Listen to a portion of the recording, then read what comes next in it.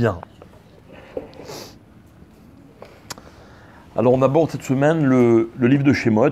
Comme vous le savez, le livre de Shemot va nous parler de l'exil égyptien, qui est le premier de tous les exils, même si on n'est pas vraiment encore un peuple au moment où ça démarre. Mais en fait, on va voir que cet exil, il va finalement bien se terminer.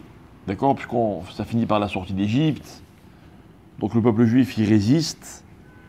Il résiste à Mitzraïm, il résiste à l'assimilation, il résiste à tous les dangers que comporte toute cette période. On va sûrement, dans les semaines à venir, expliquer plus ou moins le phénomène de toute la confrontation entre Moshe Rabbeinu, Paro, les 10 plaies. Mais dans la paracha de cette semaine, dans le début de l'histoire, en fait, la Torah, elle nous donne des indices qui nous permettent de comprendre qu'est-ce qui va permettre aux Juifs de résister. Ok? Ça veut dire comme ça. Quand un Juif est en exil, que ce soit en Égypte ou ailleurs, qu'il soit seul ou qu'il soit en peuple, quoi, en communauté, la Torah, elle nous précise que le Juif a besoin d'un certain contexte pour pouvoir rester fidèle à son identité.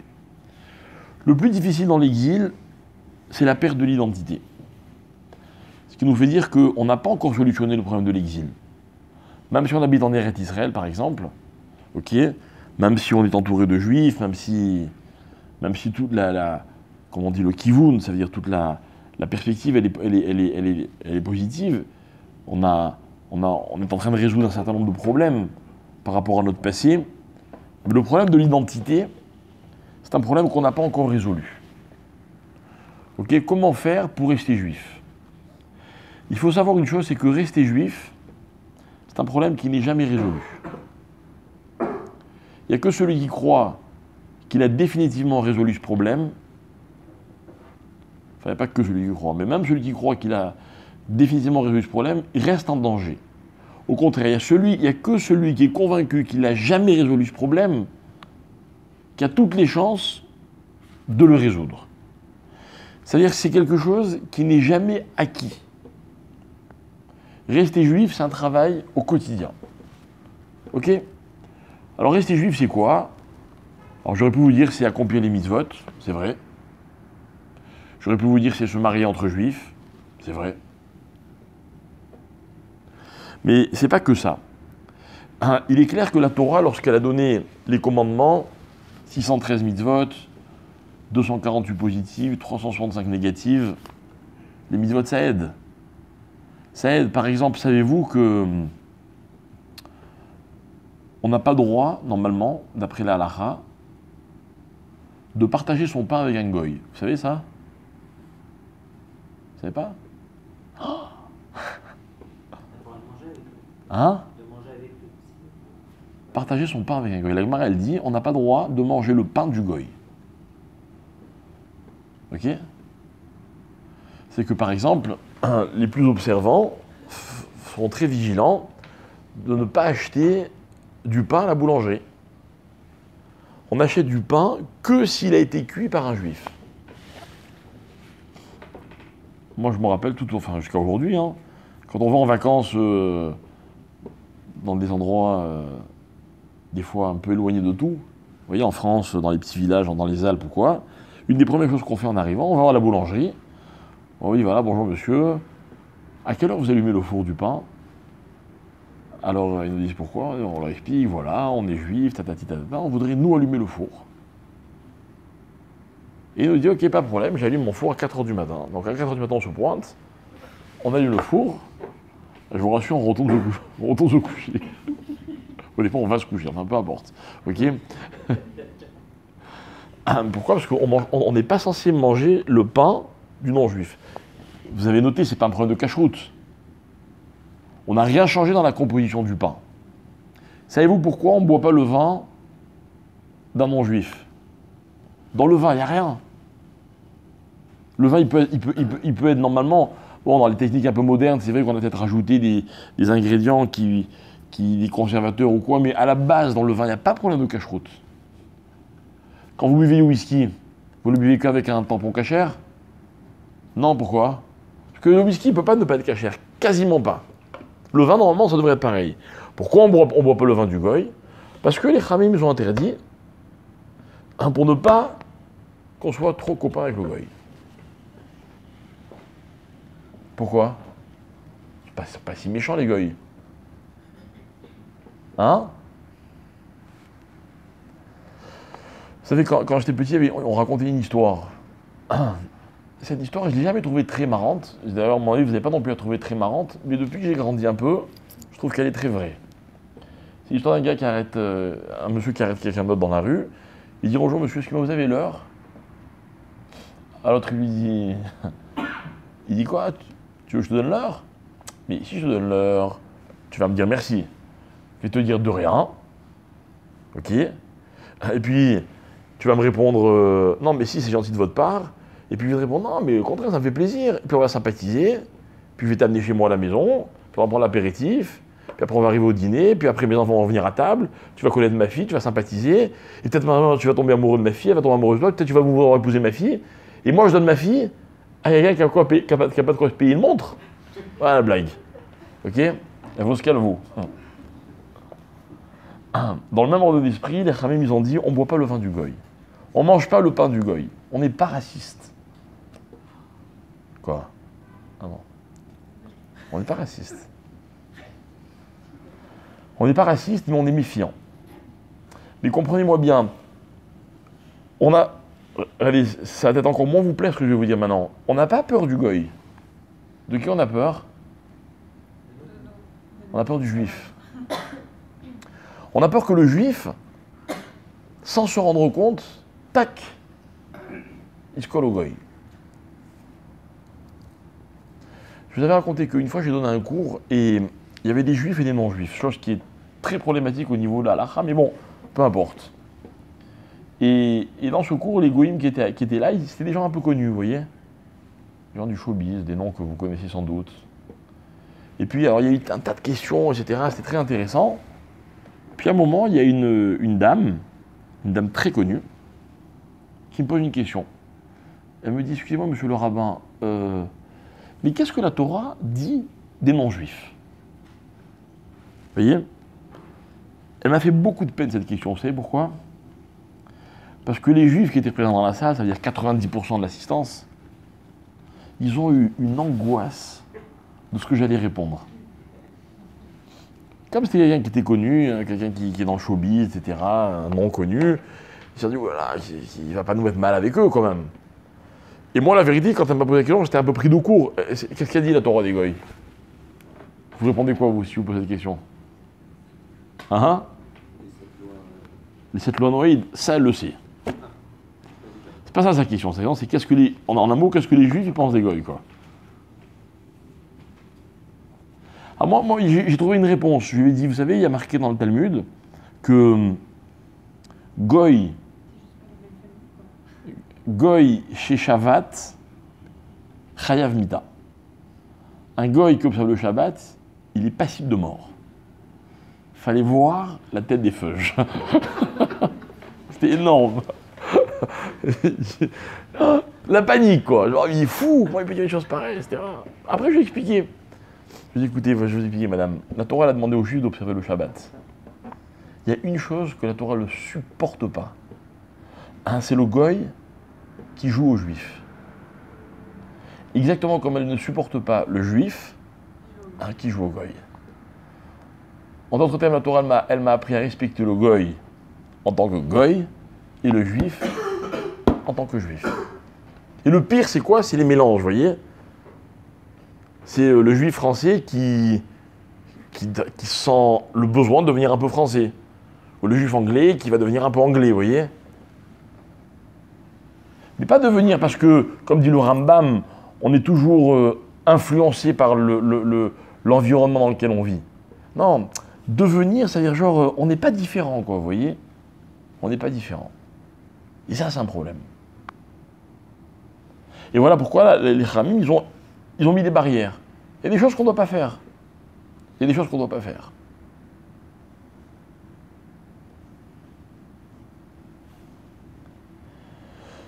Les Juifs, ils sont nés en exil. Dans quel exil? Dans l'exil égyptien. Je voudrais bien qu'on se resitue par rapport à l'Égypte. Vous savez ce que c'est l'Égypte?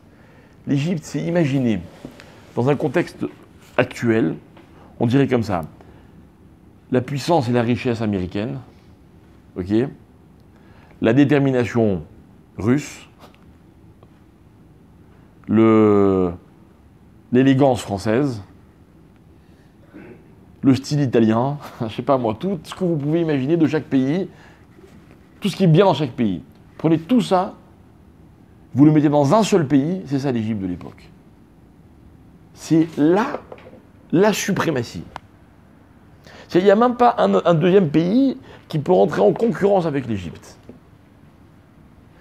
Et les Juifs, c'est là-dedans qu'ils grandissent. Ce qu'il faut comprendre, mes chers amis, c'est que, au-delà de l'esclavage, au-delà de tout ce qu'on leur a fait subir aux Juifs, etc., il y a quoi?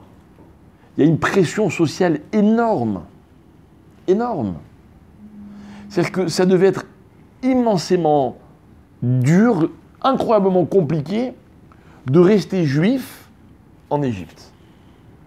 Puis en plus, c'est pas comme les exils qui vont suivre. On est un peuple, et puis bon, en tant que peuple, on est déplacé ou déporté ou shalom, toute autre souffrance qu'on a subie.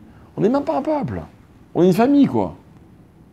Puis on est là, on mange le pain des Égyptiens pendant des années, mais il faut qu'on reste juif. Et la Torah, elle va dire que la force du peuple juif, c'est qu'ils ont su garder, quoi? Très peu de choses. Qu'est-ce qu'ils ont gardé, les Juifs? Les noms. Quoi encore? Brit Mila, non. La vie et la langue. 3 choses. C'est pas grand-chose. Pas grand-chose. Mais enfin, imaginez que les Juifs, je sais pas moi, d'Afrique du Nord, avaient gardé en France. Il y a d'autres peuples qui le font, hein, ils n'ont pas de problème. Hein. Aucun complexe. Aucun complexe. Voilà pourquoi les grands couturiers, par exemple, aujourd'hui, c'est eux qui s'adaptent à certains peuples qui ont refusé de s'assimiler. Et nous, les Juifs, on n'a pas été capables de ça. Même quand on est rentré, nous, dans la mode, nous, on s'est adapté. C'est bien, c'est mal, c'est un débat. C'est dangereux, ça c'est certain. Alors, on va essayer de comprendre qu'est-ce qui a fait que les Juifs gardent cette conviction. Voilà, comment on fait pour rester juif malgré tout. Un jour, quand j'étais gosse, j'avais une quinzaine d'années, j'étais avec un copain à moi, un vendredi après-midi, on devait rentrer à la yeshiva juste avant Shabbat, on était à la bourre et tout, bon, on prend un taxi. De chez mes parents jusqu'à la yeshiva, il y en avait pour un quart d'heure de taxi. On monte dans un taxi, on s'assoit à l'arrière, et devant, il y avait le chauffeur, et à côté de lui, un gros chien. On roule. On lui donne l'adresse de la yeshiva, c'était le quartier un peu juif à Marseille, et il nous dit comme ça, « Ah, vous allez chez les Juifs, là ?» Ouais. Je déteste les Juifs. Comme ça, hein. Je déteste les Juifs. Je déteste les Juifs, ils sont prétentieux. C'est les plus riches, ils prennent tout l'argent des Français. Ils nous sortent des horreurs. Ok? Et je sais pas quoi, on s'arrête à un feu rouge, il y a un autre taxi qui lui parle, il fait « Tais-toi, toi, espèce d'arabe !» Il dit « Oh, antisémite, raciste, et Tzahal, et Israël !» Et puis, alors après, il nous pose des questions. « Vous êtes content d'être juif, vous? Vous êtes fiers? Vous aimez Israël, vous ?» Et non, on était 15 ans, on ne savait pas trop quoi répondre, quoi. Au bout d'un moment, il nous dit « Vous n'avez pas honte? Moi, je suis juif. Je suis israélien, je suis comme vous. » Et il nous a donné une leçon. Mais à 15 ans, c'était impossible de mettre cette leçon en pratique. Mais dans le fond, c'est lui qui a raison. Il dit, mais vous savez, plus on est fier d'être juif, et moins les antisémites, ils peuvent nous dominer. Bon, ok, ça vaut ce que ça vaut. C'était pas non plus un grand philosophe, ok. Mais c'était intéressant. Je me rappelle qu'il nous avait sorti plein de théories. Ah oui, oui, il nous avait raconté qu'il avait fait de Tsahal et que je sais pas quoi, et son père il est niftar d'une maladie, et il avait tout lâché, toute la religion. Bref, ça avait fait une grande discussion à la yeshiva le soir, je me rappelle, avec le Rav. On l'avait raconté, on avait fait une grande discussion. Bref, c'était une discussion intéressante. Et moi, ce que je retiens le plus, hein, c'est cette leçon qu'il nous a donnée. Yo, vous êtes fiers des juifs, faut pas avoir peur de le dire. Ok? Maintenant, moi, ce que je voudrais qu'on comprenne, qu'on étudie dans la paracha cette semaine, c'est que tout ça, c'est marqué dans la Torah. Et que c'est ça qui a permis aux juifs de rester juifs. C'est que si un gars, il vous dit « Ah, les juifs, c'est les plus riches, c'est les plus intelligents », qu'est-ce qu'il faut lui dire? Ouais. Bien sûr, c'est vrai alors. Il ne faut pas avoir peur. Il ne faut surtout pas avoir honte. Surtout pas avoir honte. Moi, quand j'étais en France, j'avais beaucoup de mal à laisser mes tzitzit dehors et à laisser ma kippa. C'était gênant, j'avais pas peur. C'était gênant. Mais en fait, il ne faut pas se gêner. C'est exactement comme si moi, je suis religieux, j'ai une kippa, et puis je suis dans un groupe de gens, de personnes où il n'y a personne qui porte la kippa, je dois avoir honte? Est-ce que je dois avoir honte? Ah, on va me dire, ah, c'est lui, c'est le religieux là. Ah, c'est-à-dire que c'est quoi une identité?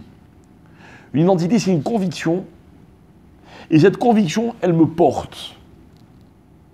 Et le jour où cette conviction, elle diminue, ben quoi? Ben je suis plus moi-même.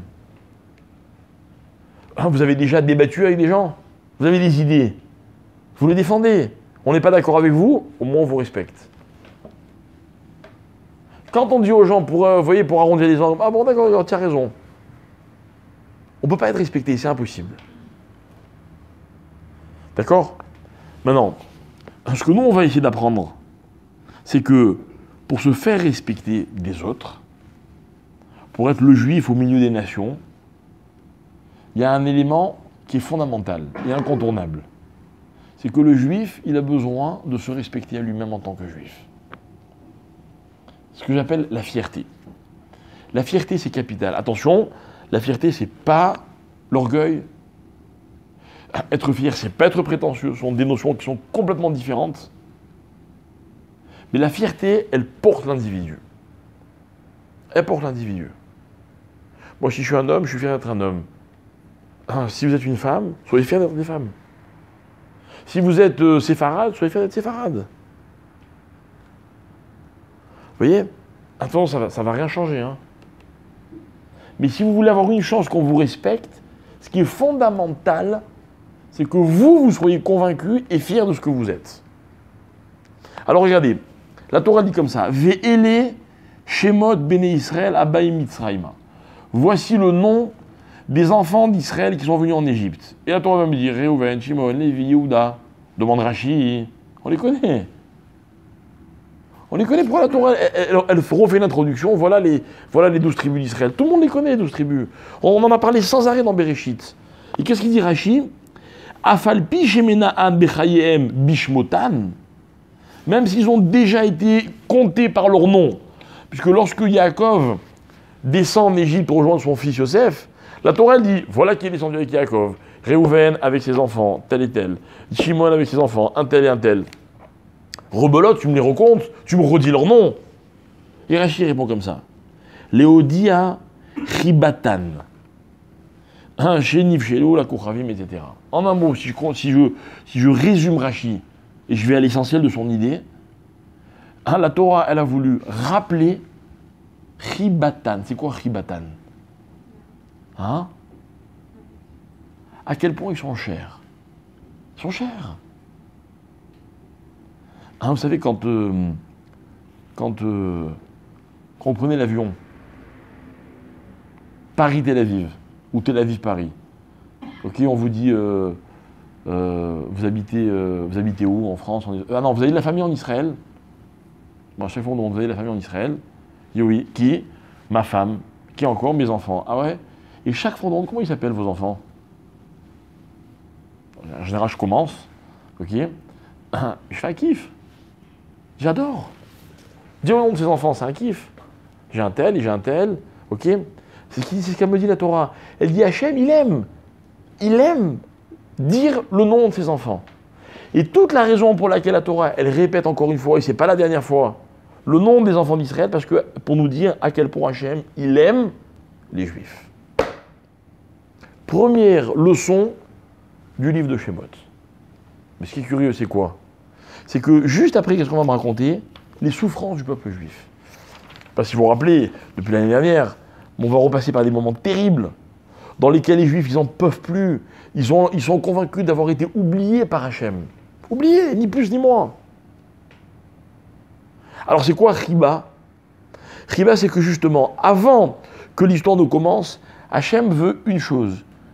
Il veut que ce soit bien clair qu'il aime les Juifs. Donc déjà, premièrement, dans la vie, pour que quelqu'un puisse se respecter, qu'est-ce qu'il lui faut? Il faut qu'il soit aimé.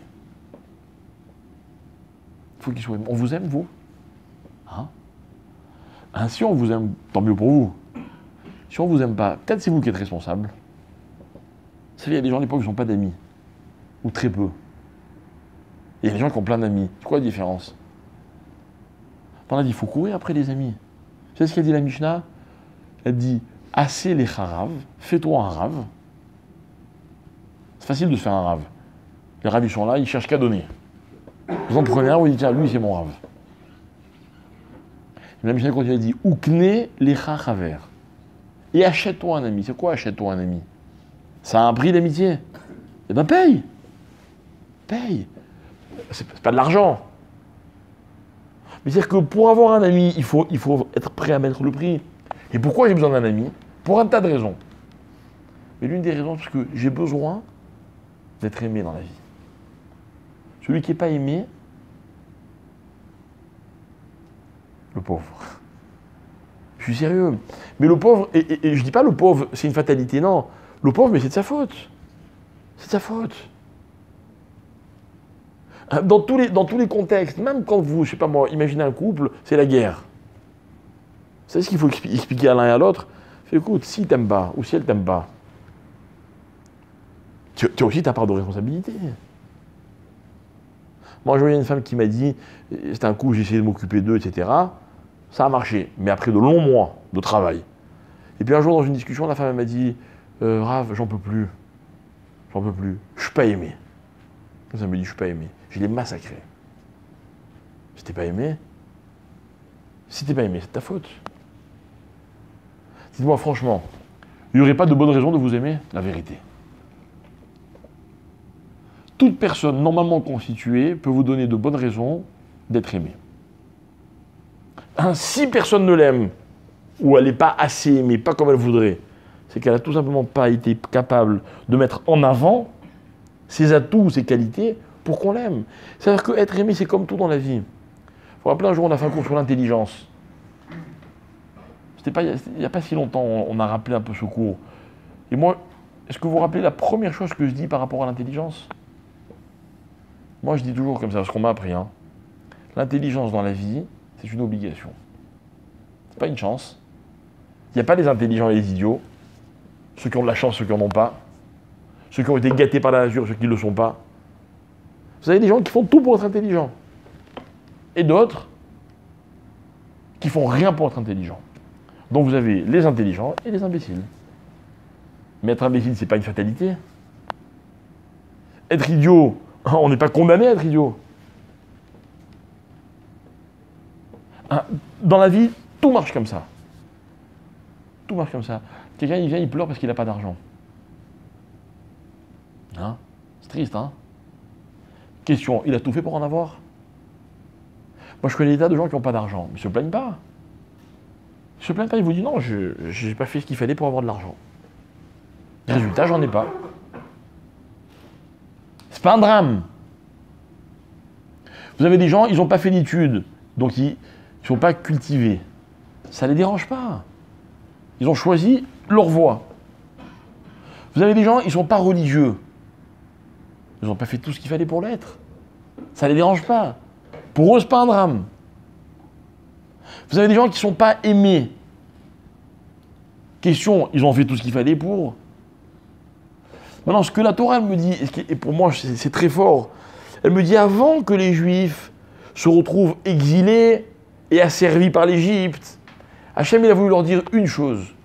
Moi, hein, je vous aime. Dites-moi, vous êtes convaincus que Dieu vous aime? Vous savez, un jour, il y a un jeune homme, un adolescent qui est allé voir un rave, qui est un spécialiste de l'éducation. Rav Yakovson, il s'appelle. Il raconte, ce rave, que ce jeune, il est venu le voir. Bon, malheureusement, il partait un peu en cacahuète, quoi. Ça veut dire, il n'avait pas de repères, il avait beaucoup de mal à suivre ses études, etc. Il faisait un peu n'importe quoi.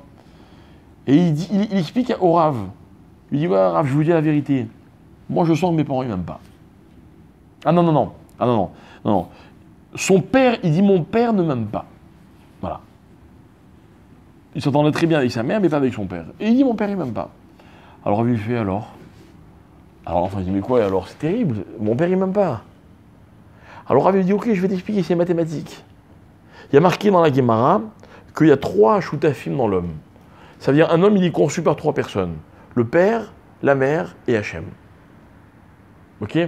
Donc, quand le père et la mère aiment leur enfant comme ils doivent l'aimer, donc tout est parfait. Mais quand il y en a un des deux qui aime moins que ce qu'il est censé aimer, tu sais ce qu'il fait Dieu?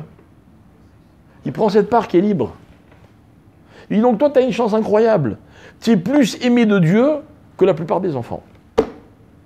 Qu'est-ce qu'il a voulu dire à cet enfant, le Rav? Il a voulu dire que dans la vie, à la base, Hachem, la première chose qu'il a dit au peuple juif quand ils sont arrivés en Égypte, il leur a dit, moi, je voulais que vous sachiez à quel point je vous aime. Et quand quelqu'un il est aimé par les autres, quand il a tout fait pour être aimé par les autres, ok? Alors, dans le regard des autres, qu'est-ce qu'il voit? Il voit sa valeur. Et moi, je vais vous dire quelque chose. Quand vous allez vous marier, vous allez avoir des enfants, pour ceux qui ne sont pas encore mariés, qui n'ont pas encore d'enfants. Ok? Attention, hein. Le but ultime de tout ça, c'est quoi? Pourquoi on se marie? Hein? Pour être aimé. Ah, je préfère. Alors, je ne te demande pas qu'est-ce que l'autre il doit faire pour toi. Je te demande qu'est-ce que toi tu dois faire pour l'autre. On se marie pour aimer. On a tous tellement d'amour à donner qu'il faut absolument trouver quelqu'un qui va le recevoir, cet amour, quoi. Ok? Alors, vous allez avoir des enfants. À quoi ça sert les enfants? Ça sert à les aimer. La chose dont vos enfants auront le plus besoin, c'est de votre amour. Puis après, il y a tout le reste. À manger, des conseils. Quand un enfant il sent qu'il est aimé, il est sauvé, il est protégé. Alors la première chose que Hachem dit au peuple juif, il dit « Léodia Ribatan ». Rachid dit « Il les nomme encore une fois pour leur montrer à quel point il les aime ». Et tout ça, ça sert à quoi? Et tout ça, ça sert à quoi? Il y a un texte dans la Gemara qui dit comme ça. Dans le traité de Sota, Dav Gimel. La Gemara dit comme ça. En Adam chote, elaimken nichnesa bo ruach shtut. Vous connaissez ce texte? La Gemara dit, quand un homme faute, c'est uniquement parce que un vent de folie est rentré en lui. C'est en fait la faute, c'est une folie, quoi. Quelqu'un de normal, il ne faute pas. On va prendre des exemples faciles. Hein? Voler. C'est pas normal de voler. Normalement, quelqu'un qui est normalement constitué, il n'a pas à voler. Il a ce qu'il a, l'autre il a ce qu'il a. C'est tout, lui il a sa part, moi j'ai la mienne. Maintenant, dans la part de chacun, il y a du bien, du mal, un peu plus de ci, un peu moins de cela. Chacun il a sa part, quoi. Voler, s'approprier ce qui est à l'autre, ça n'a pas de sens, normalement. Les mitzvot, c'est pas tout naturel. Il y a certaines mitzvot, n'importe quelle mitzvot, quoi. Je sais pas, se lever le matin pour aller à la Sina. Eh ben, c'est pas normal ça? C'est pas naturel. Pourquoi c'est pas naturel? D'abord, j'ai pas parlé de faire les mitzvot. J'ai parlé de faire des avérotes. C'est très différent. Très différent. Mais alors, on aurait pu, hein, si tu veux, je t'explique. Là, mitzvah, je t'explique tout. Non, mais c'est vrai, il y a toujours un sens. Il y a toujours un sens. C'est-à-dire que l'acte, il est toujours révélateur de quelque chose. Ou alors, il a une portée, l'acte. Portée. Bref, peu importe. C'est pas naturel, par exemple, je sais pas, de pas allumer la télé à Shabbat. D'allumer la télé à Shabbat, c'est naturel. Par exemple, je sais pas, de faire une avéra à Shabbat, c'est quelque chose de naturel. Nous, on le fait pas parce qu'on est juif. Non, mais qu'est-ce qui s'appelle naturel? Qu'est-ce qui s'appelle naturel? Un naturel, c'est que si dans la vie tu sais qu'il y a des interdictions, or, il y en a des interdictions, il y a toujours une interdiction. Que tu sois juif, goy, homme, femme, religieux, pas religieux, il y a toujours des interdictions. Un homme, il peut faire tout ce qu'il veut. Même un goy, il n'a aucune mitzvah, ok, il n'a jamais rien pris sur lui. Il vole, il va en prison. Il va imaginer au tribunal, il dit non mais c'est pas naturel de ne pas voler. C'est pas une excuse, c'est pas vrai. Naturellement, il y a des règles, ces règles, tu es censé les respecter. Ah, tu n'as pas respecté? C'est là que le problème il se pose. Pourquoi tu ne respectes pas les règles? Bref, peu importe. La Torah, elle t'explique comme ça qu'un homme normalement constitué, qui sait ce qui est moutard et ce qui est assaut, peut-être qu'il faut une certaine dose de compréhension, j'avoue. Ok, voilà pourquoi quelqu'un qui fait béchogeg, c'est qu'il fait sans intention, c'est pas aussi grave que celui qui fait intentionnellement. D'accord. Mais c'est-à-dire que c'est pas vrai. La règle, c'est quelque chose de naturel. De naturel. Vous savez, dans la vie, mes amis, quand on ne respecte pas les règles, il n'y a rien qui peut fonctionner. Tu me dis, je levais la tefila le matin. Oublie le mot tefila. Se lever le matin. Tu as le choix entre te lever tous les matins à l'heure que tu veux ou bien t'imposer une discipline, te lever tôt tous les matins. Ok? Qu'est-ce qui te permet le mieux de te réaliser dans la vie? Quand tu t'imposes des règles. À tous les niveaux. Tous les niveaux. De ne pas dire n'importe quoi, de ne pas manger n'importe quoi, de ne pas faire n'importe quoi, de ne pas faire n'importe quoi, n'importe quand. Une chose, elle est à Soura, mais ça dépend du moment. Mais même dans la vie, c'est comme ça. Dans la vie, c'est comme ça. Quand on était gosse, nos parents nous disaient il faut se coucher tôt, tu vas être fatigué. Arriver les vacances, ok, c'est les vacances, je peux te coucher plus tard. Ça aussi, c'est une règle. Ça dépend quand. Donc Shabbat, c'est pareil. Allumer la télévision, c'est naturel. Allez, d'accord. Pas Shabbat. C'est une règle que la vie, elle t'impose. Ou en tout cas, la Torah, elle te l'impose. Maintenant, ce que moi, je voudrais essayer de comprendre, c'est que, ça veut dire quoi? Il était un peu choté, celui-là. Choté, ça veut dire fou. Ah, mais c'est un alibi extraordinaire. C'est-à-dire que finalement, une personne ne peut jamais être condamnée.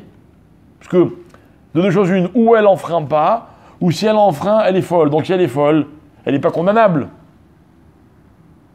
Donc d'après ce texte de la Guémara, on a levé toutes les condamnations possibles imaginables. Réponse des Rachamim, la Guémara va expliquer comme ça. Elle va dire non. En fait, dans la vie, une personne, elle doit être consciente qu'elle n'est pas folle. C'est-à-dire quoi ne pas être fou? Ne pas être fou, ça veut dire ne pas se comporter comme un fou. Ne pas se comporter comme un fou. Vous savez, j'espère que ce n'est pas un problème qui vous concerne, mais imaginez quelqu'un qui n'est pas concerné par l'alcoolisme, par exemple.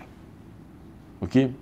Quand il voit quelqu'un qui est sous, vous savez, le soulard, mais genre au niveau le plus... le pauvre, quand il atteint le seuil le plus bas, ça vous donne envie de boire? Vous vous dites, moi j'aimerais pas être comme ça. Vous n'avez pas envie d'être dans cette situation. Maintenant, le soulard, il s'est tellement bourré qu'il dit n'importe quoi. Alors on va dire, bon, le pauvre, il est sous, il est complètement rond, on ne l'en tient pas rancune. En tout cas, pas complètement. Est-ce que vous avez envie, vous, d'être dans sa situation pour pouvoir dire ce qu'il a dit? D'un côté, c'est un avantage qu'on ne va pas le condamner puisqu'il est sous. D'un autre côté, j'ai pas envie, moi, d'être sous. J'ai pas envie d'être aussi dégoûtant, même si grâce à ça, on va excuser ce que je vais faire ou ce que je ne vais pas faire. J'ai pas envie. Ça veut dire quoi? Ça veut dire que la Gemara, qu'est-ce qu'elle veut? Elle veut me renvoyer à l'image que les autres peuvent avoir de moi-même. Je vois quelqu'un, il est complètement fou parce qu'il est dans une colère épouvantable. Il fait n'importe quoi, il dit n'importe quoi, il est en colère. Qui n'a jamais assisté à une scène où quelqu'un il dit n'importe quoi parce qu'il est en colère? Puis après on va lui dire, dis-moi, t'as dit ça? Non, excuse-moi, j'étais en colère, tiens pas compte. Ah, c'est une excuse? J'ai pas envie de ce genre d'excuse, moi. Donc, qu'est-ce que je fais? J'apprends à maîtriser ma colère. Ah, j'aime boire, je me retiens, je ne veux pas trop boire pour ne pas arriver à dire n'importe quoi. Moi, je me rappelle un jour, on était comme ça avec des amis, il y avait un ami à nous qui avait bu, etc. Puis une femme qui arrive, il commence à lui dire n'importe quoi. On avait honte pour lui, quoi. On avait honte pour lui. Ah ouais, non, le pauvre, il était rond, il faisait pas attention à ce qu'il disait.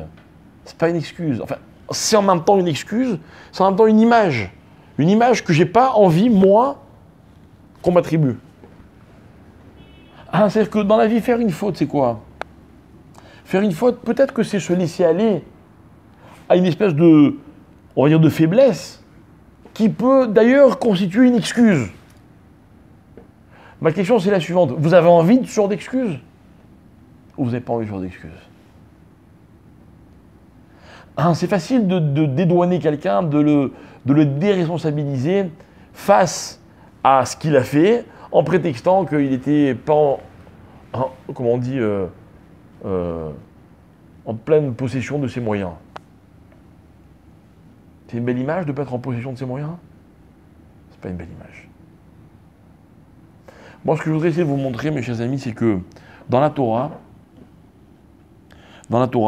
la meilleure chose qui peut empêcher un homme de faire n'importe quoi, c'est l'image qu'il a de lui.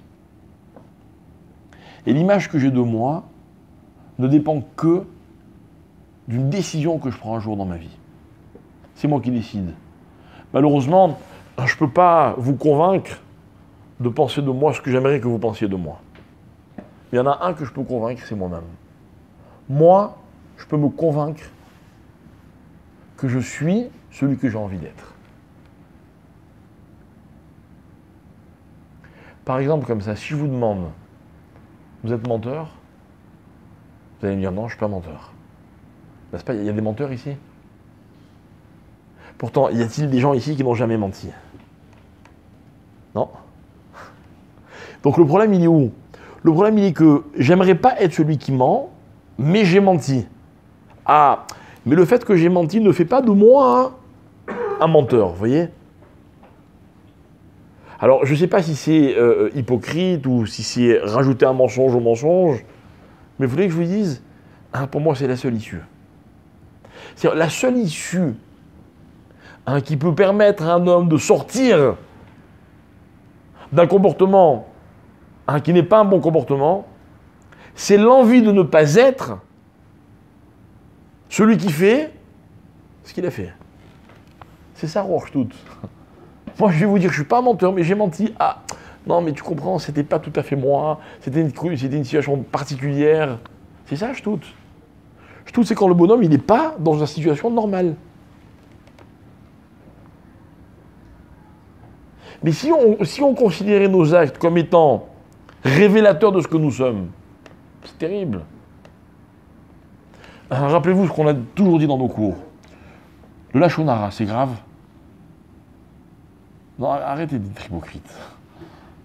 Vous me dites que c'est grave? Combien de fois par jour vous faites du lachon hara? Alors c'est grave ou c'est pas grave? Et puis imaginez que vous avez dit lachon hara sur quelqu'un, et puis cette personne, elle l'entend, elle vient vous voir, elle dit « Ah, t'as parlé de moi, qu'est-ce que vous allez dire ?» Moi, je sais ce que vous allez faire. Je connais la technique par cœur. Hein? Non, vous allez dédramatiser. Non, mais tu comprends, c'est pas vraiment ce que j'ai voulu dire, et puis bon, ok, c'est un peu vrai, mais tu comprends, c'est pas si grave. Hein? Vous allez dédramatiser la situation. Et quand je viens en cours dans une synagogue, devant un Sefer Torah, je vous dis c'est grave la shonara, vous me dites ouais, c'est grave. Alors il y a un problème. Le problème c'est que vous savez que c'est grave la shonara, vous savez que vous en faites, pareil pour moi, hein, on est tous les mêmes. On sait qu'on en fait, mais on refuse d'avoir l'image ou d'être catalogué comme quelqu'un qui est un médisant. Je ne suis pas un médisant. Aujourd'hui, bon, c'est vrai que j'ai fait 4 fois du lachon hara le matin, 3 fois l'après-midi, la soirée n'est pas encore terminée, mais je ne suis pas un médisant, quoi. C'est pas ça mon image.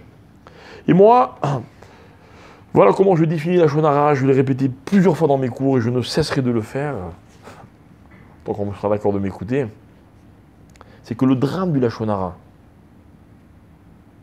c'est qu'on ne se rend pas compte de la définition qu'on donne, qu'on attribue aux gens dont on parle. Et moi, si par exemple, vous dites du lachonara de moi, admettons que ça vous intéresse de parler de moi, et vous dites du lachonara de moi, c'était au cours de Yaakov Itrukia, ouais, j'étais, alors comment c'était 9h30 il a commencé. Vous savez ce qui m'énerve? Vous savez ce qui m'énerverait? Admettons, ce qui m'énerverait, c'est que, c'est vrai que j'ai commencé à 9h30, c'est vrai. C'est tout ce que vous avez retenu? C'est tout. C'est-à-dire que le lachonara, c'est quoi? Prenez une personne, vous la réduisez à ce que vous avez dit d'elle. Pourquoi on n'aime pas qu'on dise du lachonara de nous? Ok, vous avez droit. Finalement, ça ne dérange pas fondamentalement. Par exemple, si c'est ma mère qui dit du lachonara de moi, ça ne va pas me déranger. Beaucoup moins. Pourquoi? Parce que ma mère, je sais ce qu'elle pense de moi. Ça change tout. Pourquoi ça change tout? Parce que ça ne me renvoie pas à une image qui est aussi négative que ce qu'on a dit de moi. Et ça aussi, je vous l'ai déjà dit, si un jour vous décidiez de parler de moi, admettons que ça vous intéresse, je serai d'accord à une condition. Laquelle? Tout quoi? Le bien et le mal. Le bien et le mal. Mais tout le bien et tout le mal. Là, j'ai pas de problème. Parce que là, c'est pas réducteur. Comme c'est impossible, merci de vous abstenir. C'est ça qui me dérangeait. C'est-à-dire que ce qui me dérangerait, c'est parce que vous dites, c'est l'image que ça donnerait de moi. C'est l'image. Aujourd'hui, les hommes, on les construit et on les détruit. En quelques instants. Quelques instants. Il y a des carrières qui se font sur 2 phrases. Qui sont reprises, répercutées, rapportées, amplifiées. Hop, la personne est au top. Puis il y a des gens, ils sont détruits avec 2 phrases.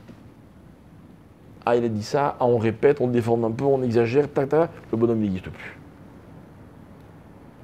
Pourquoi? Parce qu'on crée des images. Et l'image, c'est grave. Pourquoi c'est grave? Alors maintenant, je vais vous faire une confidence.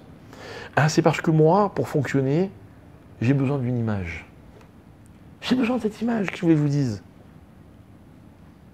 Et quand le matin, je vous rencontre et je vous dis bonjour, et que vous me répondez bonjour, si en plus vous me faites un sourire, vous me renvoyez une image agréable. Laquelle? Pas la vôtre. La mienne. La mienne, vous vous rendez compte ce que c'est sourire à quelqu'un? C'est lui donner une image agréable de lui, pas de moi. C'est-à-dire que si je souris à tout le monde pour qu'on dise que je suis souriant, je serais un égoïste. Mais si je souris aux autres pour que mon sourire peut leur apporter, mais enfin, comme je vous le disais, on peut construire des gens avec un sourire. Construire. Vous avez des gens, c'est le contraire. Je comprends, ils sortent de chez eux, ils rencontrent que des têtes de tcharbab. Non mais c'est vrai quoi, du coup, quoi? C'est l'image qu'on leur renvoie. Triste. Ok? Cette image-là, j'en ai besoin. Écoutez bien. J'en ai tellement besoin de cette image que quand quelqu'un il a une belle image de lui, regardez ce qu'on dit de lui dans la halakha. Il y a une halakha qui dit comme ça, traité de Shabbat, Gemara de Shabbat, page 12, Daf Yud Bet. La Gemara dit comme ça, Velo ikra le or amer, Shema yate. La Gemara dit comme ça, le Shabbat, d'accord, imaginez, je veux étudier la Torah, on ne parle pas de lire un roman ou un journal, même quelqu'un qui veut étudier la Torah. C'est à Sour, à l'époque, ils avaient des lampes à pétrole, vous voyez? C'est-à-dire qu'il y avait une mèche, la mèche est trempée dans le combustible, et donc la mèche, elle donnait la lumière. Et pour avoir plus de lumière, comment on faisait? On penchait, on inclinait un peu la lampe, comme ça, la mèche, elle trempait plus dans le combustible, et puis la flamme, elle augmentait. La Gemara dit attention, on n'a pas le droit d'étudier, ou de lire, pardon, à la lumière d'une telle lampe, de peur que, plongée dans son étude ou sa lecture, la personne, elle ne se rende pas compte, et puis elle penche, et puis ça c'est un sourd. C'est comme allumer du feu. Augmenter une flamme, c'est comme allumer une flamme. D'ailleurs, il y a une histoire célèbre dans la Gemara. Non, c'est pas la Gemara, c'est une histoire chassidique, où un jour il y avait un rabbi, il était chez lui. Non, c'était un élève, un étudiant du yeshiva. Il était en train d'étudier la Torah, il était à fond dans son étude, dans sa sugia. Puis il y avait un texte qu'il n'arrivait pas à comprendre. C'était Shabbat, évidemment. Il se casse la tête, il n'arrive pas à comprendre. Il est tellement concentré qu'il oublie que c'est Shabbat. Il prend son livre de Gemara, il prend sa lampe et il va chez son Rav. Il est en train d'étudier le traité de Hérouvine.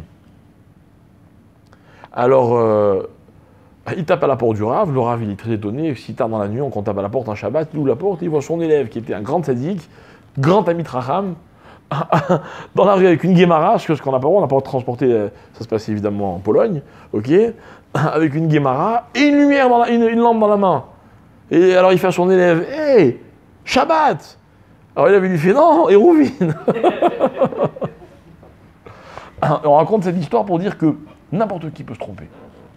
D'accord, donc on n'a pas le droit d'étudier à la lumière d'une lampe pendant Shabbat. Et la Gemara dit comme ça, Amarava, Im Adam Chashuv ou Moutar. Quelqu'un de Chashuv, il a le droit. C'est quoi quelqu'un de Chashuv? C'est quoi important? Qui est important? C'est pas important, toi? Tout le monde est important. Et puis, quand on dit important, ça veut dire quoi? C'est quoi? Tzadik? Chacham? Non. Tzadik, c'est Tzadik. Chacham, c'est Chacham. Chashuv, c'est Chashuv. Donc Rachid dit, pourquoi on dit Chashuv? Et Rachid dit comme ça. Non, parce que le Chashuv, il n'a pas l'habitude, lui, d'aller prendre la lampe et de la pencher pour mieux voir. Au pire, si vous voyez, il dit, hey, viens, allume-moi une deuxième lumière. On va allumer une deuxième lumière, d'accord? Alors, la Gemara, elle demande sur cette histoire, elle rapporte l'histoire de quelqu'un qui était Chashuv, et un jour, il s'est trompé, et pendant Shabbat, il est allé, hop, il a penché la lampe. Et la Gemara, elle dit, non, mais lui, c'est spécial. Amar Rabbi Abba, Shane Rabbi Ishmael, on parlait de Rabbi Ishmael, qui était Chashuv, Oil ou Mishum ou Messimatzmo, qui est idiot, al divrei Torah. Il dit non, parce que Rabbi Ishmael, c'était quelqu'un de très Chashuv, il était très riche, etc.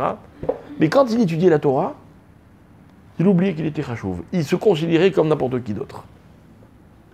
Vous savez que l'une des magies de la Torah, c'est que dans la Torah, tout le monde est égal. Moi, je me rappelle, je peux vous dire que d'avoir dit des choses à des rabbinim à moi que j'aurais jamais dit à un autre moment que pendant l'étude.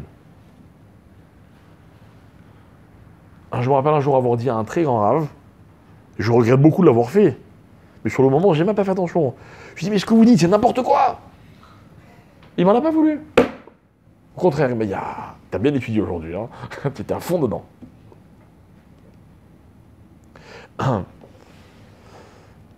Des fois, c'est dans l'autre sens aussi. Bon, bref. Et Rabbi Ishmael, quand il étudiait la Torah, il oublie qu'il était Rabbi Ishmael. De là, qu'est-ce qu'on apprend? On apprend que quelqu'un qui se voit Chashuv, lui, il a le droit d'étudier avec une lumière. On n'a pas dit tzaddik, pourtant normalement c'est un problème de halakha. Le tzaddik, c'est le pieux. Non, non, mais là, ce qui compte, c'est Chashuv. C'est quoi Chashuv? Chashuv, c'est l'expression de l'image qu'une personne, elle a de lui-même. Voilà ce que c'est Chashuv. Et les Rami vont expliquer, ils vont dire quelqu'un qui se sent Chashuv, on est sûr qu'il ne va pas faire n'importe quoi. Il ne peut pas faire n'importe quoi. Moi, je crois que dans l'éducation des enfants, ça y est, les enfants qui tournent mal, les enfants qui... La seule responsabilité des parents, la vraie responsabilité des parents, c'est quoi? C'est que on n'a pas suffisamment convaincu nos enfants qu'il était impossible qu'ils fassent des bêtises. Et quand on se rend compte, des fois, c'est trop tard. Mais un enfant, si un enfant, on lui donne de l'importance, l'enfant, il ne peut pas s'imaginer en train de faire n'importe quoi.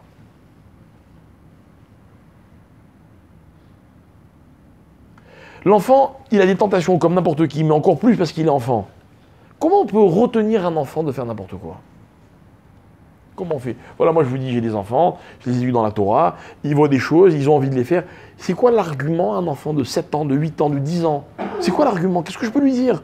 Ah non, c'est assourd. Combien on peut dire à un enfant qui est assourd? On va le dégoûter. Ah, tout est interdit. On a tous posé cette question un jour ou l'autre. Il n'y a pas de réponse. Oui, c'est vrai, tout interdit. La vérité, tout interdit. Mais quoi? Vous savez, moi je suis toujours épaté quand on vous montre les photos, vous savez, les familles princières là. Ils ont des petits-enfants aussi. Et dans les photos, ils sont toujours impeccables. Mais comment ils font pour garder leurs enfants impeccables? C'est des enfants, quoi. Des fois, il y a des cérémonies, etc. Mais c'est ça. C'est des enfants à qui on a appris qui sont chachouvim. C'est énorme. C'est énorme. C'est-à-dire que si moi, dans ma vie, j'étais suffisamment convaincu que je suis chachouv, il y a un tas de choses que je ne ferais pas. Je ne répondrai pas de façon effrontée. J'aurais honte de déranger les autres, ça ne se fait pas. Je ne mangerai pas n'importe quoi.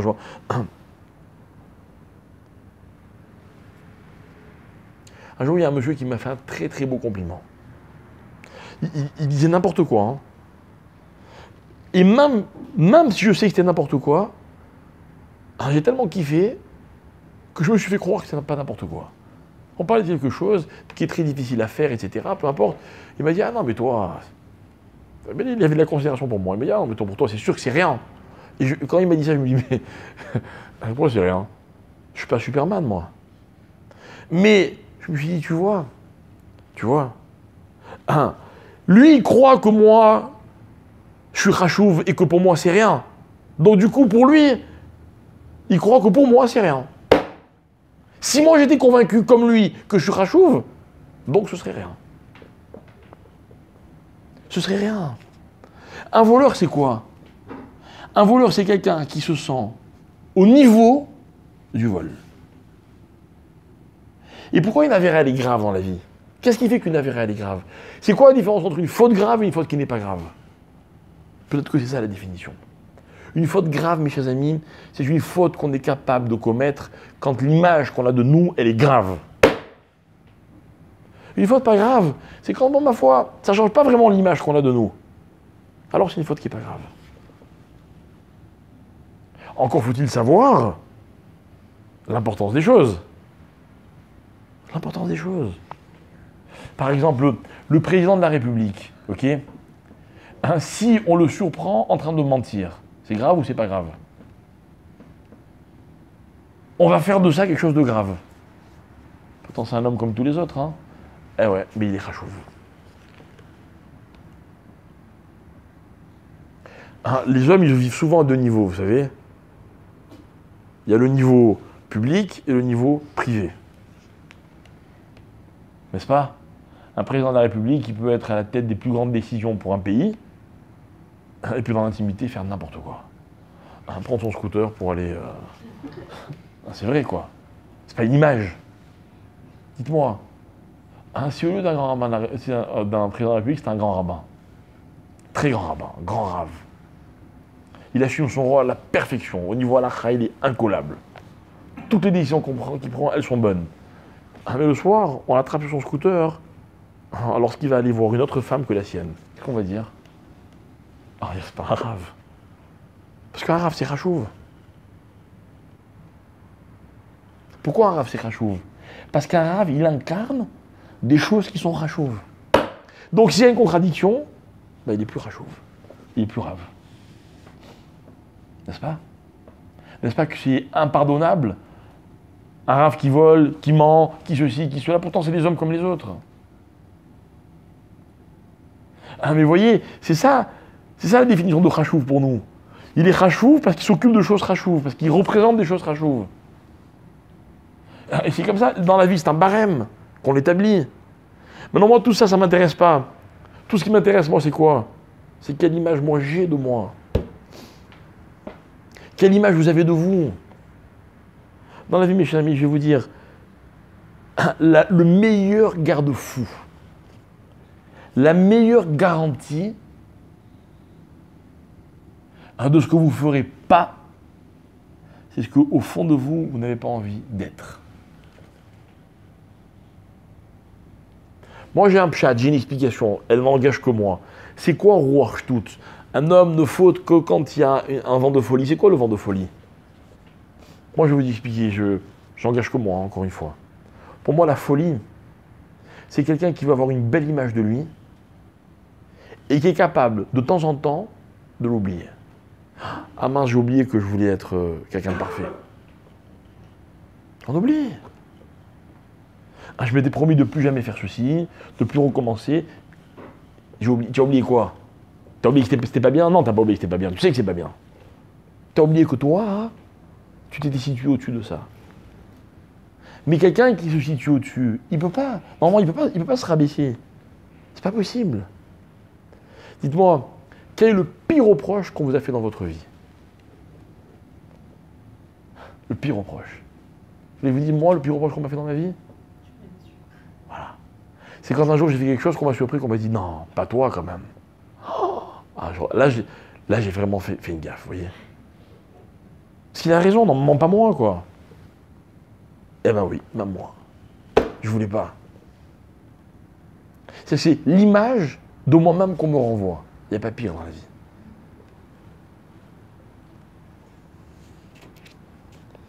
Ce qui est extraordinaire, c'est que... Ah oui, il y a un texte incroyable. Incroyable dans le Midrash. Il est tellement incroyable. On a du mal à admettre que ça s'est passé vraiment comme ça. Le Midrash raconte que dans l'histoire de Madame Potiphar avec Yosef, elle a essayé de le séduire. Elle a attrapé son vêtement. Et dans la Torah, il est marqué qu'il est sauvé. Le Midrash dit, attends, avant qu'il se sauve, avant qu'elle l'attrape, il y a eu une discussion, c'était des gens classe. Elle n'a pas sauté dessus comme ça par derrière. Elle a discuté avec lui. Et le Midrash, il ramène 3 versions possibles. Dans les 3, le point commun, c'est quoi? C'est que, elle lui dit, viens, il n'y a personne qui veut nous voir, viens, on va prendre du bon temps. Et dans les 3 cas, Yosef, il lui dit, tu sais pas qui je suis, moi. Tu sais pas de quelle famille je viens. Si je fais ce que tu me proposes, je ne suis plus digne de la famille de laquelle je viens. Et c'est ça que les Chachamim nous disent quand ils nous disent que l'image de son père lui est apparue. C'est qu'il s'en est servi de cette image. Il a dit à cette femme, je peux pas, tu sais pas qui je suis. Oh, je suis fils d'un tel. Je ne peux pas faire une chose pareille, moi. Alors qu'est-ce qu'elle a fait? Alors elle a essayé de le prendre de force. Et là, le Torah dit, il s'est sauvé. Et en fait, c'est quoi l'histoire? Pourquoi il s'est sauvé? Il s'est sauvé, comme on l'a expliqué de nombreuses fois, parce qu'il aurait craqué, Yosef. C'est pas un surhomme. Et qu'est-ce qui lui a permis de ne pas craquer? Tant qu'il n'a pas oublié d'où il venait, qui il était. Qui il était. Alors il y a des versions, il y en a une où il dit, tu vois mon frère Réhouven, il a fauté, c'était le béchor de la famille, il a perdu son droit d'aînesse, c'est moi qui l'ai hérité à sa place. Si je fais ça, je le perds moi aussi. Vous voyez? On lui a donné un poste rachouve dans sa famille. Je ne peux pas le perdre. Et le Midrash va expliquer que c'est que comme ça qu'un homme il peut s'empêcher de fauter. Pour s'empêcher de fauter, pour s'empêcher de commettre des erreurs, on doit se dire, moi, je ne peux pas me permettre de commettre telle erreur. On a envoyé mes chers amis. Comment on va conclure? Pas tout de suite, dans un instant. Dans très peu de temps. Comment on va conclure? On va conclure que chacun il fait ce qu'il veut. Moi, je ne suis pas venu vous dire ce que vous devez faire, ce que vous ne devez pas faire. Moi, je suis venu juste vous dire une chose. C'est quoi l'image que vous avez de vous-même? Il n'y a que ça qui compte. Vous savez, tout à l'heure, on a parlé d'amour. Je ne suis pas un grand pro, hein. Mais il me semble que dans la vie, il y a 2 types de séducteurs. Ou de séductrices, c'est pareil. Il y a les séducteurs qui ont du succès et il y a ceux qui n'ont pas de succès. Tout le monde essaie de séduire. Mais je crois, je ne suis pas un grand pro, hein, je suis bien d'accord, ok? Je ne suis pas très entraîné, vous voyez. Mais je crois que les séducteurs qui ont du succès, c'est parce qu'à la base, ils partent gagnants. Et en fait, c'est quoi? C'est un cercle qui peut être vicieux, ça dépend des cas. Dans lequel le séducteur, il est sûr de lui, donc il séduit. Donc, comme il voit que ça marche, donc quoi? Il est conforté dans cette assurance qu'il a, et donc son effet il est décuplé, et c'est une histoire qui ne finit jamais. Dans le cas inverse, où la personne elle va, mais elle doute d'elle-même, franchement, mesdemoiselles, vous pourrez être séduit par un garçon qui doute de ses capacités de séducteur quand il essaie de vous séduire. Impossible. Mais la confiance en soi, c'est un terme qui appartient aux psychologues. Moi, je te parle de l'image que tu as de toi-même. C'est beaucoup plus fort. Tu sais pourquoi? Parce que la confiance en soi, il y a des gens qui l'ont et d'autres qui l'ont moins. C'est dur la confiance en soi. Mais l'image qu'on a de nous-mêmes, ce n'est qu'une décision. C'est tellement facile d'y arriver. C'est l'image que j'ai de moi. Excusez-moi, je ne suis pas n'importe qui, moi. Je ne suis pas n'importe qui. Moi, je me rappelle, j'étais jeune, j'avais 18 ans, je venais d'arriver en Israël. J'étais à la Tachana Merkazit de Tel Aviv. Vous n'avez pas connu, peut-être vous, l'ancienne Tachana Merkazit. Sodome et Gomorrhe. J'ai rendez-vous avec ma soeur, je l'attends pendant 1 heure. J'ai un problème de famille. Ok, c'est à l'époque, j'étais à l'heure, moi. Et je l'attends, et puis je suis là en train d'attendre, et puis d'un coup, il y a une bonne femme qui vient me parler. Tu comprenais bien?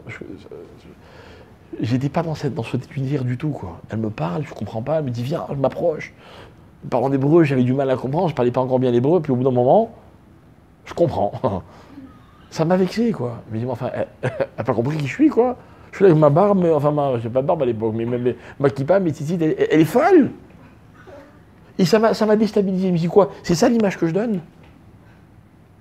C'est pas possible. Il y a un problème. Il y a un problème, mes chers amis. Rappelez-vous ce que je vous ai dit à propos de Yosef. Yosef, il a été choqué que Madame Poutifar, elle puisse lui faire une telle proposition. C'est pas ça l'image qu'il avait de lui-même. Et c'est tellement vrai ce que je vous dis, que c'est grâce à ça qu'il a réussi à résister. Et que dans la vie, quand on n'arrive pas à résister, c'est parce que finalement, on n'a pas l'image de nous qu'on aurait dû avoir. Il y a un Rashi qui explique ça à propos des animaux. À propos des animaux. Rashi dit que l'animal, il n'est pas censé attaquer l'homme. Parce que c'est un combat perdu d'avance. L'homme, il n'est pas au niveau de l'animal. Mais je ne parle pas de l'animal, de l'abeille, du moustique ou de la fourmi. Je parle du lion, du rhinocéros, de l'animal, je ne sais pas, le fauve le plus fort de la nature. Il n'est pas censé s'attaquer à l'homme. S'il s'attaque à l'homme, explique les Chachamim, c'est parce qu'ils voient en lui un adversaire à sa taille. Le problème, c'est que l'homme, il ne véhicule pas l'image qu'il est censé véhiculer. Mais pour la véhiculer, il faudrait d'abord que lui soit convaincu de son image. Vous savez d'où c'est tout ça? D'un pasouk. Un pasouk qui dit comme ça. Écoutez bien. Vayamot Yosef et Kolecha vecholadoraou. Et Yosef est mort, ainsi que tous ses frères, ainsi que toute sa descendance, toute cette génération. Ok? Et alors, qu'est-ce qui a marqué juste après? Vayakom melech hadash al Mitzraim asher lo yada et Yosef. Et un nouveau roi s'est levé sur l'Égypte qui n'avait pas connu Yosef. Mensonge. Mensonge. Comment on peut ne pas connaître Yosef? Yosef, il a sauvé l'Égypte. Les Égyptiens, en plus, c'est les rois du souvenir. Ils ne connaissaient pas Yosef. Non, il a fait comme s'il ne connaissait pas Yosef. C'est-à-dire que si Yosef avait été là, présent, personne, ou Yosef, ou un de ses frères, ou un de sa génération, personne n'aurait jamais osé s'attaquer aux Juifs. Voilà, mes chers amis, le problème. Vous savez d'où vient l'antisémitisme? De ce que les antisémites voient en nous, une cible potentielle. Mais normalement, c'est impossible. C'est impossible. À l'époque de la guerre du Golfe, en quelle année c'était? 91? Hein? Ça? 90, je ne sais plus. Il y avait des missiles tirés depuis l'Irak sur Israël. La zone la plus touchée a été, évidemment, Tel Aviv et ses environs. Il y avait un Rav, je crois que c'est Rav Chaim Kanevski, je ne me trompe pas. Il était à Bnei-Brak. Et il a dit à tous ceux qui étaient prêts à l'entendre, n'ayez pas peur, il n'y a pas un missile qui nous touchera. Et pour bien montrer à ses élèves qu'il était convaincu de ce qu'il disait, hein, quand un jour il y a eu une sirène d'Allah, une sirène machin, il a ouvert la fenêtre, il s'est mis devant la fenêtre et il a dit j'attends le missile. Alors ses élèves ont dit mais enfin c'est pas prudent, c'est pas Ushmartem Elonaflotere, même parce qu'il dit qu'on doit faire attention à sa vie. Il dit oui mais moi je suis pas une cible. Moi ses ennemis contre moi ils peuvent rien. Ça veut pas dire qu'il ne peut pas mourir ou qu'il ne peut pas lui arriver comme à tout le monde n'importe quoi. Mais l'ennemi et moi, on n'a rien à voir. Rien à voir. Combien d'histoires on nous raconte où des Chayalim ont été sauvés dans des conditions... Et je ne dis pas tous les Chayalim ont été sauvés malheureusement. Mais normalement, c'est quoi un juif? Un juif, c'est quelqu'un qui est intouchable par les autres. Intouchable. Vous savez ce que c'est l'assimilation? C'est quand le juif se met au niveau du goy. Attention, qu'on me comprenne pas mal. Je ne suis pas mieux que les goyim, je suis juste juif. C'est différent. Différent. Je ne suis pas mieux qu'une femme, mais je ne suis pas une femme. Je ne suis pas mieux qu'un ashkénaze, mais je ne suis pas un ashkénaze. Je ne suis pas mieux qu'un Cohen, mais je m'appelle si truc. Mais j'assume ce que je suis. Je suis un homme. Je viens de telle région, j'ai tel rôle, j'ai tel métier. Je suis père par rapport à mes enfants, enfant par rapport à mes parents. J'assume. C'est ça l'image que je veux avoir de moi-même. Alors quand dans la vie il y a des règles, et que les règles elles me sont imposées, on ne m'a pas demandé mon avis, vous savez ce que je fais? Je me projette l'image de moi-même comme étant celle de quelqu'un qui respecte les règles. Et quand je ne respecte pas les règles, ça s'appelle un dysfonctionnement. Ça s'appelle que je ne suis pas en mesure de respecter les règles. Alors, vous savez ce que c'est un mari qui est infidèle? Vous savez ce que c'est? C'est un mari qui s'est imposé des règles et puis il n'est pas capable de les respecter. C'est une image, ça? Il a un vrai problème. C'est grave ce qu'il a fait, c'est pas grave. Qu'est-ce qu'on s'en fout? C'est ça le problème. Le problème dans la vie, c'est pas les conséquences ou la gravité, où on n'est pas là pour noter. Un homme, il est censé assumer l'image qu'il veut avoir de lui-même. Il n'y a que ça qui compte. Même les goïms, ils sont sensibles à l'image que nous, on a de nous-mêmes. Tant qu'il y avait un Yosef ou un contemporain de Yosef, de la même génération, pas un Égyptien n'a osé s'attaquer aux Juifs. Il y a plus clair comme exemple. Il n'y a pas plus clair. C'est quoi un Juif fort? C'est pas un Juif qu'on aime. C'est pas un Juif avec lequel on est d'accord. C'est un Juif qu'on respecte. Vous savez pourquoi on le respecte? Parce qu'il est Juif. C'est quoi un Juif assimilé? C'est un Juif qu'on ne respecte plus parce qu'il est Juif. D'ailleurs, il ne se respecte pas en tant que Juif. Je voulais qu'on fasse pour lui. C'est quoi quelqu'un qui... Vous savez, aujourd'hui, on parle beaucoup de l'égalité des sexes. C'est un sujet qui me met toujours mal à l'aise, moi. Pourquoi il faut être égal? Quand vous dites égal, c'est que normalement, déjà, il y a un problème à la base. Il y en avait un qui était mieux que l'autre. Pas du tout. On est différents. Pour moi, dans la vie, pour moi, il n'y a que des forts et des faibles. Vous savez la différence qu'il y a entre les deux? Le fort, c'est celui qui s'accepte comme il est et qui assume ce qu'il est. Et le faible, celui qui assume pas ce qu'il est. Et ça ne change rien si on est de tel ou tel sexe. Ça ne change strictement rien. C'est l'image que j'ai de moi-même. C'est ça qui compte. C'est ça qui est déterminant dans la vie. Toute l'histoire de l'Égypte, elle commence par un verset dans lequel on m'apprend que Hachem, il aime les Juifs. Et un Juif qui se sent aimé par Hachem, c'est un Juif fort. Et un Juif fort, il n'a rien à craindre de personne. En tout cas, en tant que Juif. Voilà. Tout à l'heure, j'étais au feu rouge qui est... comment il s'appelle le kikar là, de la Iria, là, vous savez? D'un côté, il y a Char Yafo, de l'autre côté, il y a la mairie. Et puis au milieu, il y a les rails qui passent. Là où il y a eu plusieurs attentats. Et je voyais un couple, des gens, un religieux, qui marchaient en souriant. Et au même feu rouge, il y avait des terroristes potentiels. Ils n'avaient pas peur. Et alors, je me suis dit quoi? Ils sont inconscients, ils ont oublié. Puis je me suis dit non, ils sont bien dans leur peau, quoi. Je ne dis pas que ceux qui ont été victimes, c'est qu'ils n'étaient pas bien dans leur peau, mais notre force, ça a toujours été que ça. Que ça. On est convaincus. On a une identité qui est forte. Contre ça, personne ne peut rien. Même une Avera, elle ne peut pas mettre à genoux. C'est qu'en fait, dans la vie, les erreurs qu'on commet ne sont que le résultat de doutes qu'on a de nous-mêmes.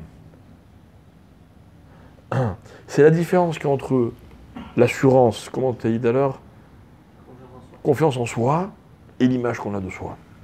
Moi, j'ai pas confiance en moi.